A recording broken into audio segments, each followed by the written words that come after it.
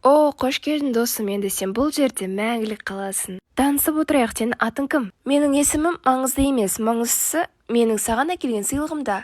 Бұл сенің сезім мүшелеріңді кетіретін менің саған деген махаббатым. Ай, жоқ, сен білесің ғой, мен ыстыққа шыдай алмаймын.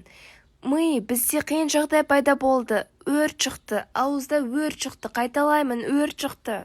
Ағзамызда температура көтерілуде. Мұрын, сен тез арада сұйық шырышты бөлу қажетсің.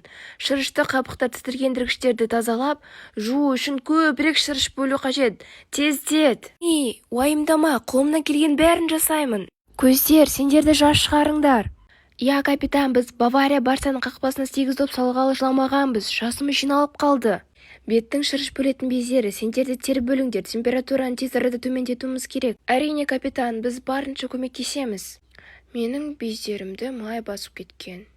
Мені блокта. Менің бұл жерде еш пайдам жоқ. Безеу сенің қолыңнан бәрі келеді. Көп шырыш, көп тер бөл. Сәлем, сұлу жігіт. Маған ауыз қуысындағы ауыртпашылықтан стресс болып жатыр деген хабар келді. Бауырым, ауыз қуысына ащы тағым түсіп, бәрін бүлдіріп жатыр. Жарайды. Бірақ та тыныштал. Ол өтеді. Мен саған кішкене стрессті жеңу үшін тынышталдыратын массаж жасап берейін. О, массаж дейсің бе? Жақсы болды ғой. Арада бірнеше минут өткен соң. Жақсы көңіл көтердім.